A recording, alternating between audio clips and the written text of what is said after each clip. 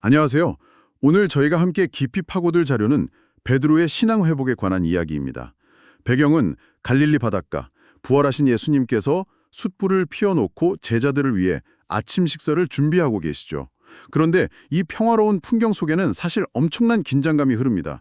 바로 그 자리에 얼마 전 예수님을 3번이나 부인했던 베드로가 있거든요.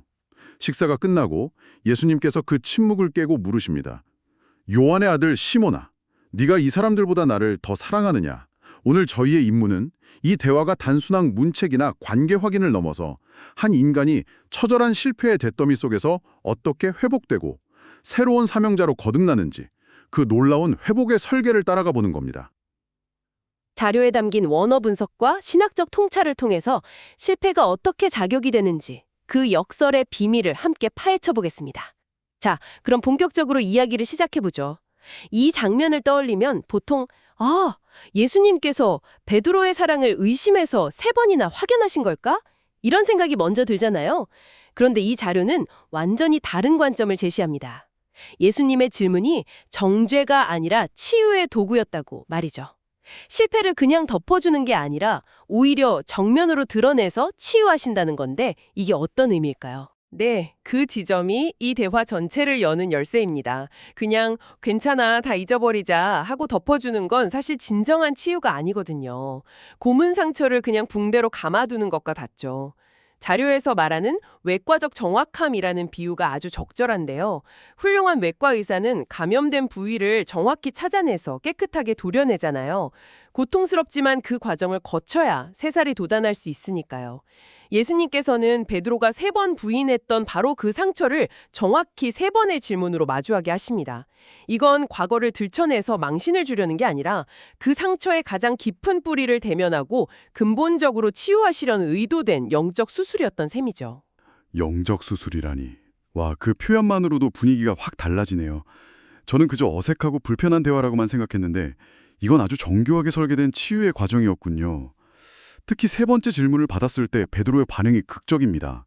성경에는 그가 근심하여라고 번역되어 있지만 자료에서는 원어인 헬라어 엘류페드가 훨씬 더 깊은 의미를 담고 있다고 강조하는데요.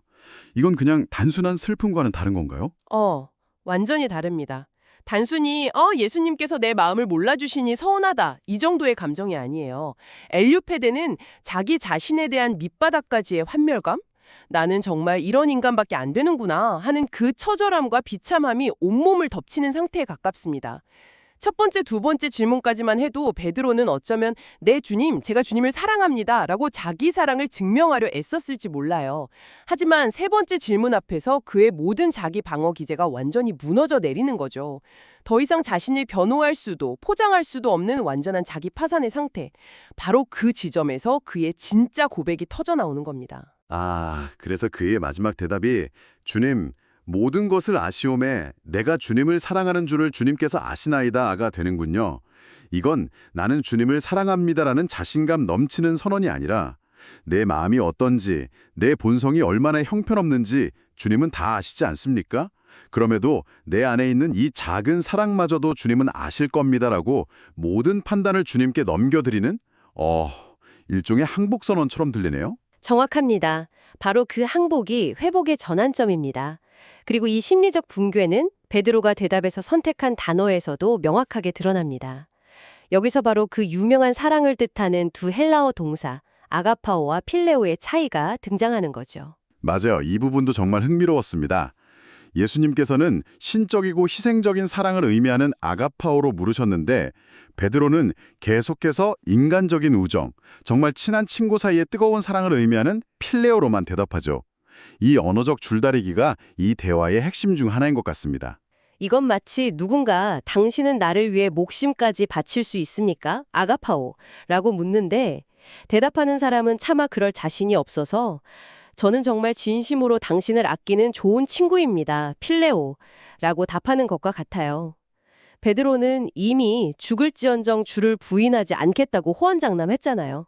그래서 더 이상 감히 아가파오라는 단어를 입에 담을 수 없었던 겁니다. 자신의 한계를 너무나 뼈저리게 깨달은 거죠. 그런데 정말 놀라운 건 3번째 질문이에요. 처음 2번 아가파오로 물으셨는데도 베드로가 계속 필레오로 답하자 마지막에 예수님께서 질문 자체를 필레오로 바꿔서 물어보시잖아요. 네가 나를 필레오하느냐? 이건 어떤 의미인가요? 바로 그 지점에서 예수님의 놀라운 배려와 공감의 깊이를 볼 수 있습니다.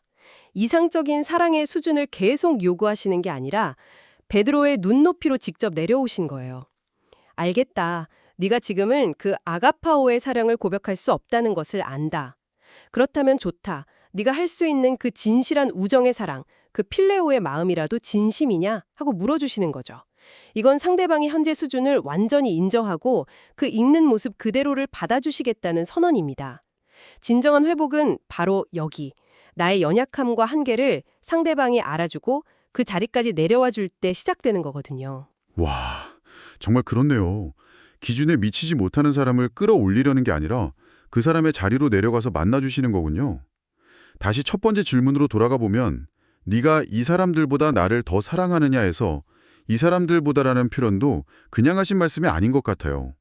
자료에서는 이 표현이 과거 베드로의 교만을 정확히 겨냥한 것이라고 지적하는데 너무 날카로운 해석은 아닐까요?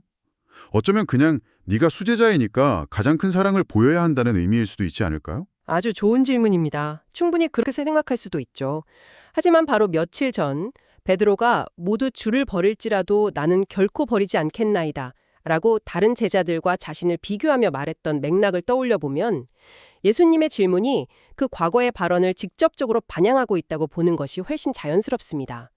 이건 꾸짖음이라기보다는 네가 그토록 자신했던 바로 그 지점, 다른 사람과 비교하며 우월하다고 여겼던 그 마음, 이제는 어떻게 생각하니? 라고 묻는 거울과 같은 질문인 셈이죠. 아, 그렇군요.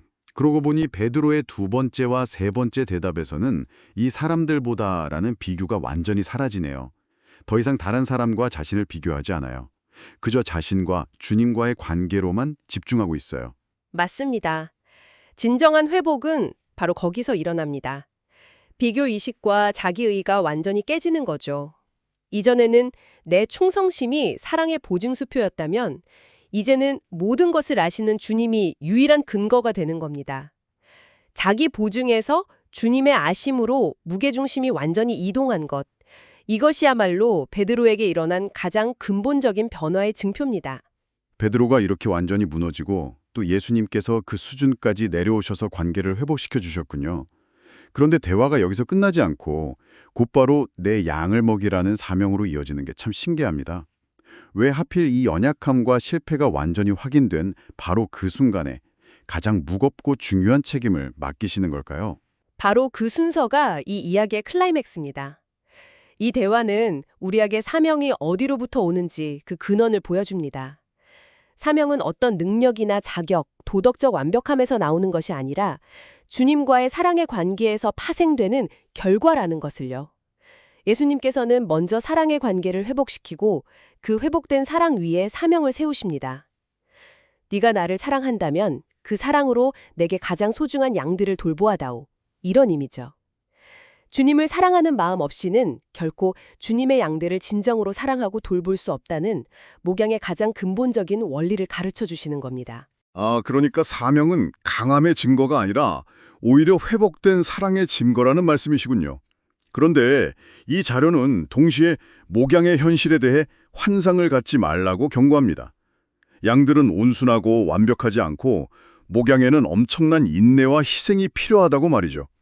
그러면서 자기의를 잃은 자만이 타인의 연약함을 감당할 수 있다는 통찰을 제시하는데 이 부분이 베드로의 실패 경험과 직결되는 것 같습니다. 바로 그 지점입니다. 역설적이게도 그 끔찍했던 실패의 경험이 베드로의 가장 위대한 목자로 만드는 최고의 자산이 됩니다.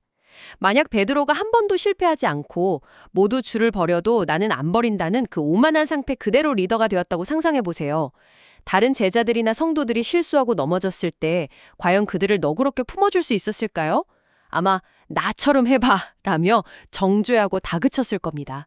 하지만 자기 자신이 얼마나 연약한지 뼛속까지 깨닫고 그런 자신을 용서해 주시는 은혜를 체험한 사람만이 다른 사람의 연약함을 보았을 때 정죄 대신 긍휼을 베풀 수 있게 되는 거죠. 잠시만요. 그건 정말 놀라운 관점이네요. 보통 실패는 감추고 싶은 약점이고 경력의 오점이라고 생각하잖아요. 그런데 오히려 그 가장 치욕적인 실패의 기억이 베드로를 다른 사람을 품을 수 있는 리더로 만드는 자격이 되었다. 이런 말씀이시군요. 마치 최악의 경험이 최고의 무기가 된 셈인데요. 맞습니다. 그리고 그 실패의 기억은 또 다른 중요한 역할을 합니다. 훗날 베드로가 사역하면서 수많은 비난과 공격에 직면했을 때 그를 지켜주는 은혜의 방패가 되어주었을 겁니다. 누군가 베드로에게 당신도 예수님을 부인했던 배신자 아니오? 라고 손가락질할 때 그는 그 사실을 부인할 수 없었을 거예요. 하지만 바로 그 순간 그는 자신을 비난하는 목소리보다 더 큰 음성을 기억해냈을 겁니다. 숯불 앞에서 내 양을 먹이라고 자신을 다시 신뢰해 주셨던 예수님의 음성을요. 과거의 실패를 사명의 토대로 바꿔주신 그 은혜의 기억이 외부의 공격과 내면의 죄책감으로부터 그를 평생 지켜준 가장 강력한 힘이 되었을 겁니다. 상처가 약점이 아니라 오히려 은혜의 통로이자 강점이 되는 놀라운 역설이죠. 오늘 저희는 갈릴리 바닷가에서 있었던 한 편의 드라마를 통해 실패한 한 사람이 어떻게 회복되고 다시 사명자로 세워지는지를 깊이 있게 들여다보았습니다. 예수님의 세 번의 질문은 베드로를 넘어뜨리려는 신문이 아니라 그의 가장 깊은 상처를 만지고 싸매어 다시 일으키기 위한 섬세한 초대였다는 것. 그리고 그 사랑의 고백은 회복의 끝이 아니라 새로운 사명을 향한 출발점이었다는 것을 확인할 수 있었습니다. 여기서 우리가 각자에게 던져볼 질문이 하나 있습니다.